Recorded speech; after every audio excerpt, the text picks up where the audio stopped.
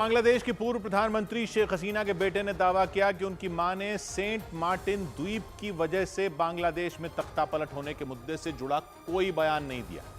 उन्हें यह सफाई इसलिए देनी पड़ी क्योंकि पिछले 2 दिनों से यह दावा किया जा रहा था कि बांग्लादेश में शेख हसीना की सरकार गिराने के पीछे अमेरिका का हाथ था और कहा जा रहा था कि यह सब अमेरिका ने बंगाल की खाड़ी में मौजूद बांग्लादेश के सेंट मार्टिन द्वीप को हथियाने के लिए किया।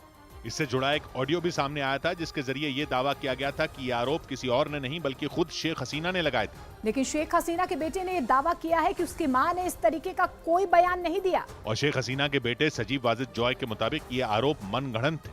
मतलब उन्होंने दावा किया कि उनकी मां यानी शेख हसीना ने कभी भी ये आरोप नहीं लगाया कि अमेरिका ने सेंट मार्टिन द्वीप को हथियाने के लिए उनकी सरकार गिरवाई। जबकि खबरें थी कि शेख हसीना ने इस मामले में अमेरिका के हाथ होने का शक जताया था। लेकिन उनके बेटे सजीव वाजिद जॉय ने इन आरोपों को सिरे से नकार दिया। हालांकि अमेरिकी न्यूज चैनल CNN समेत कई अखबारों ने भी इस बात का दावा किया था कि शेख हसीना ने तख्ता पलट के लिए अमेरिका को जिम्मेदार ठहराया था। दावे के मुताबिक शेख हसीना ने बांग्लादेश से निकलने से पहले एक ऑडियो संदेश रिकॉर्ड करवाया था और उसी ऑडियो संदेश में उन्होंने तख्ता पलट के पीछे अमेरिका का हाथ बताया था। ক্ষমতায় আমি থাকতে পারতাম যদি সেন্ট মার্টিন আর বঙ্গোপসাগর আমেরিকার কাছে ছেড়ে দিতাম। CNN के मुताबिक इस ऑडियो संदेश में उन्होंने बांग्लादेश के लोगों से यह अपील भी की थी कि वो किसी के बहकावे में ना आए। उन्होंने आरोप लगाया था कि चीन और अमेरिका की आपसी दुश्मनी की आग ने बांग्लादेश को जलाने का काम किया। इस ऑडियो क्लिप में वो ये भी कहती सुनाई दी कि बांग्लादेश में सरकार गिराने का काम किसी बाहरी देश ने किया। और माना जा रहा है कि उनका इशारा अमेरिका की तरफ था क्योंकि उन्होंने सेंट मार्टिन द्वीप की बात कहकर शक की सुई को अमेरिका की तरफ मोड़ दिया था। क्योंकि माना जाता है कि सेंट मार्टिन द्वीप को लेकर अमेरिका और शेख हसीना के बीच लंबे वक्त तक खींचतान रही थी। शेख हसीना ने कुछ महीनों पहले भी यह आरोप लगाया था कि अमेरिका बंगाल की खाड़ी में मौजूद सेंट मार्टिन द्वीप को उनसे छीनना चाहता है और शेख हसीना ने यह दावा किया था कि इसके लिए अमेरिका कुछ भी कर सकता है। शेख हसीना के मुताबिक बंगाल की खाड़ी में बांग्लादेश और म्यांमार के बीच मौजूद इस छोटे से द्वीप पर अमेरिका कई साल से नजरें गड़ाए बैठा था। वो यहाँ अपनी नौसेना के लिए एक अड्डा बनाना चाहता था ताकि वो यहाँ से अपने सबसे बड़े दुश्मनों में से एक चीन की हर हरकत पर नजर रख सके। आरोप लगे थे कि अमेरिका वहां रहने वाले करीब 5000 लोगों का धर्मांतरण भी कराना चाहता था। शेख हसीना के मुताबिक अमेरिका सेंट मार्टिन द्वीप को एक ईसाई समुदाय की आबादी वाले द्वीप में बदलना चाहता था ताकि वो वहां से आसानी से बंगाल की खाड़ी और एशिया के उस समुद्री हिस्से में अपनी पैठ बना सके। और ये बयान देने के कुछ महीने बाद ही शेख हसीना की सरकार गिर गई, जिसके बाद ये आशंका जताई गई कि अमेरिका से दुश्मनी मोल लेने की वजह से ही शेख हसीना की कुर्सी गई और पूरा बांग्लादेश जल उठा। बांग्लादेश में सुलगती विद्रोह की आग हफ्ते भर बाद भी शांत नहीं हुई। वहां रहने वाले हिंदुओं पर तो चुन चुन कर हमले किए गए। इसके अलावा उपद्रवियों ने बांग्लादेश की सेना को भी नहीं बख्शा और ढाका की सड़कों से गुजरते बांग्लादेशी सेना के काफिले पर टूट पड़े।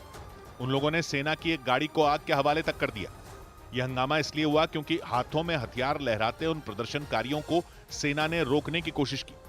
इससे भड़के लोगों ने पहले तो वहां पत्थरबाजी की और फिर गाड़ियों को फूंक दिया। इस दौरान कुछ प्रदर्शनकारी हाथों में बांग्लादेश का झंडा लेकर विरोध जताते नजर आए। उनमें कुछ लोगों ने बसों में तोड़फोड़ की और फिर उनके ऊपर चढ़कर बाकी लोगों का जोश बढ़ाया।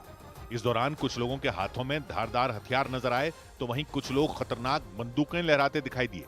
और इस उपद्रव का सबसे ज्यादा असर बांग्लादेश में रहने वाले हिंदुओं पर पड़ा क्योंकि जैसे ही शेख हसीना ने बांग्लादेश छोड़ा वहां हिंदुओं को चुन चुन कर निशाना बनाया गया। इसके बाद हजारों की तादाद में लोग सड़कों पर उतर आए और बांग्लादेश की नई सरकार से मदद की गुहार लगाते नजर आए। लगातार बढ़ती हिंसक घटनाओं के बाद बांग्लादेश में रहने वाले हिंदुओं ने वहां एक बड़ा मार्च निकाला। इसके लिए वहां इतने लोग जुटे कि गिनना मुश्किल हो गया। उन लोगों को देखकर ऐसा लगा जैसे सैलाब उमड़ पड़ा हो। जहां तक निगाह गई लोग ही लोग नजर आए और उन सबके चेहरों पर डर और बेबसी दिखाई दी। इस दौरान वहां जुटे लोगों ने राम धुन का पाठ भी किया।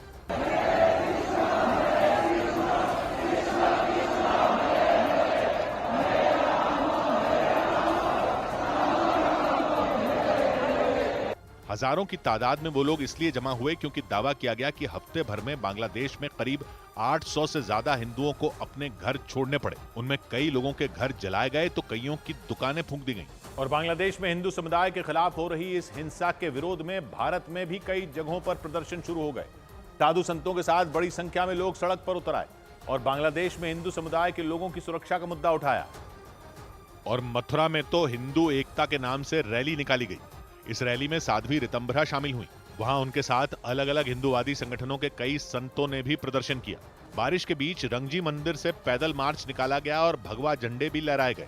इस दौरान उनके हाथों में एक बड़ा बैनर भी दिखाई दिया जिसमें बांग्लादेश में हिंदू समुदाय के खिलाफ हो रही हिंसा का जिक्र किया गया। रैली में बांग्लादेश के हिंदू समुदाय का समर्थन करते हुए उन्होंने जय श्री राम के नारे भी लगाए।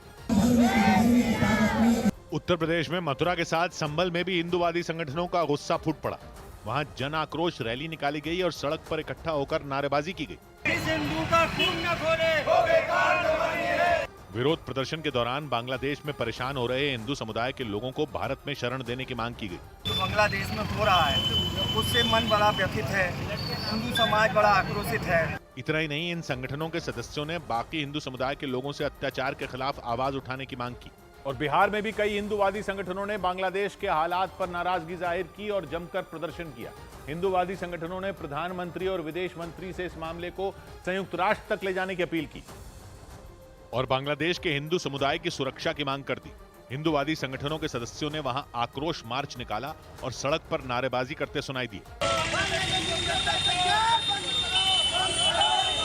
उन्होंने बांग्लादेश में शांति बहाल करने के लिए भारत सरकार से हस्तक्षेप करने की अपील की। केंद्र की सरकार से मांग करते हैं कि इस मुद्दे को लेकर वो अविलंब संयुक्त राष्ट्र संघ में जाएं। बिहार के मुजफ्फरपुर में प्रदर्शन करते हुए उन्होंने सड़क जाम कर दी, तो वहीं झारखंड की राजधानी रांची में भी हिंदूवादी संगठनों ने मोर्चा खोल दिया। वहां लोग हाथ में एक बैनर थामे नजर आए और उसमें बड़े बड़े अक्षरों में जन हत्या बंद करो जैसी लाइनें लिखी दिखाई दी। इसके अलावा बड़ी संख्या में मौजूद लोगों के हाथों में कई पोस्टर दिखे और उन पोस्टरों के जरिए उन्होंने अपना विरोध दर्ज करवाया। प्रदर्शन के दौरान बांग्लादेश में रह रहे हिंदू समुदाय के लोगों को उन्होंने अपना बताया और भारत सरकार से उनकी सुरक्षा करने की मांग की। मतलब उत्तर प्रदेश, बिहार, झारखंड और दिल्ली में भी बांग्लादेश के हिंदू समुदाय के समर्थन में आवाज बुलंद की गई। इधर